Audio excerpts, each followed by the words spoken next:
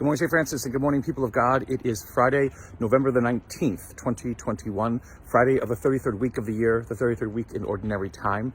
Coming to you again from the Memorial Garden, but I was trying to get a picture of the cross on top of the lantern of the church. It doesn't seem to be coming in as well as it is when I'm just looking at it without having to have a camera looking at it. So, but it's a very pretty picture against the blue sky. The blue sky it is blue, as you can see it there, but for some reason the camera is not picking it up as blue.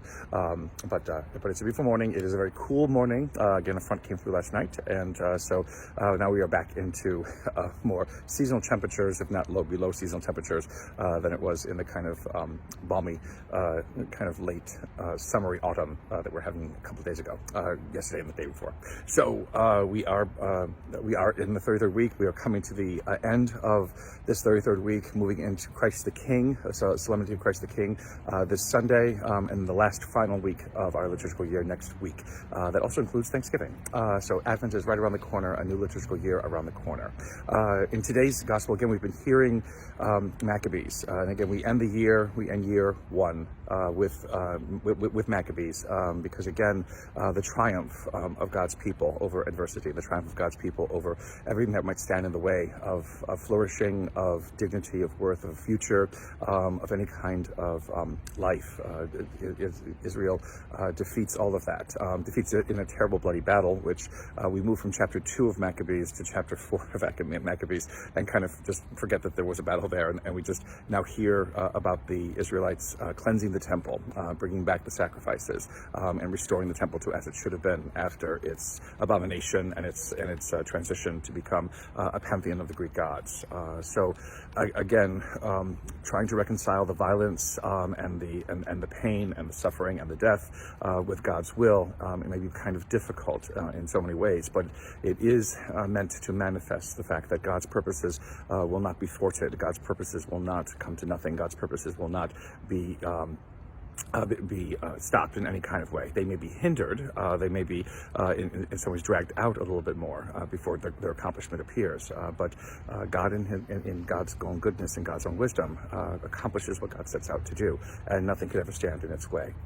Maccabees shows us this, and as we move towards the end of our church year, to be confident that God will accomplish what God sets out to do is something that all believers need to embrace, all believers need to live and integrate into our lives.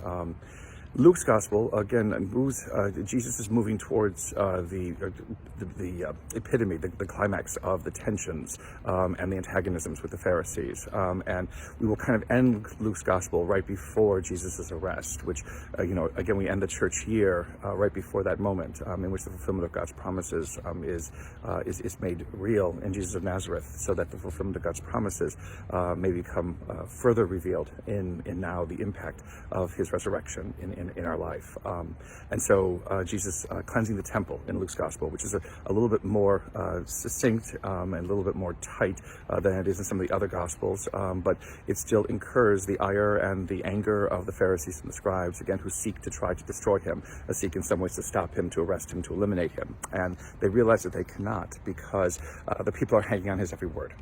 Now, again, fads come and go, and popularities rise and fall, and all kinds of things like that, and all kinds of people can follow all kinds of things, in this world.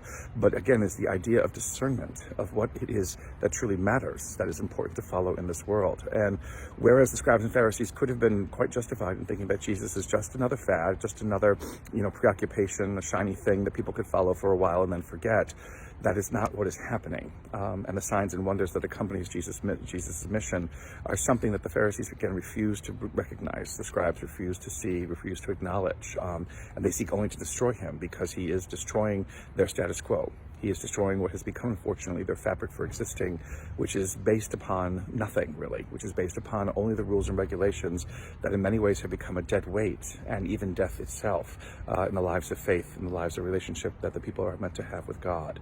Jesus comes to shake all of that up, always and everywhere, and continues to do that even to this day. For us to follow anything that comes around, and any kind of strange teaching that comes around, we are cautioned against, particularly by St. Paul in the epistles.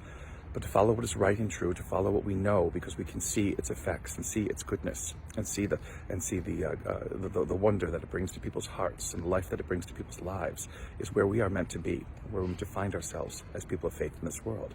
To constantly look for that kind of following in our life that kind of thing that draws us, closer and closer to God, that is Christ in our midst, is our mission always. And as we move to the end of this church year, we are asked to consider the many ways in which God has demonstrated God's wonder and God's goodness in our lives, and has called us to continue to follow him.